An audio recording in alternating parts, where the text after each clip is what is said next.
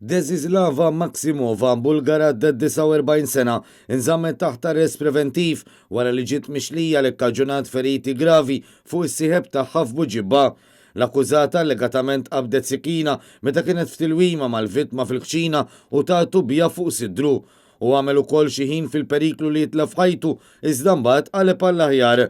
Maksimova li taħdem bħala fattiga inżammet arrestata wara li kienet akkużata mill-ispettur Godwin Sherry li kkaġunat feriti serji fuq is-sieħeb tagħha u li pruvat tagħti r-reat tagħha fosthom billi tagħti verżjoni ħażina tal-fatti. Fil-fatt hi kienet qalet lill-pulizija li r-reat sar minn xi persuni ta' nazzjonalità Libjana. L-avukat tal-għajnuna legali Martin Fenek qal li kienet l-aggressjoni tar-raġel li waslet għar-reat u dan biex il-mara tiddefendi ruħha. Saret talba l-ħelsin mill-arrest u anke biex il-qorti timponi diversi kundizzjonijiet bil-prosekuzzjoni toġġezzjona minħabba li jitoqgħod fl-istess residenza mas-sieħeb tagħha.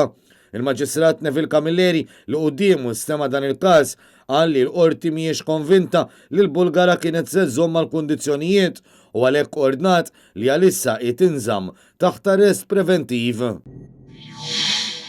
Raġel ta' 31 sena ġie kkundannat 4 snin ħabs kellu l-assi kollha friżati u ġie multat is-somma ta' 15,000 euro wara li ammetta minn flok għadda-ġuri li f'jum San Pawl ta' 10 snin ilu inqabad fil-fatt mill-pulizija bid-droga f'Birkirkara.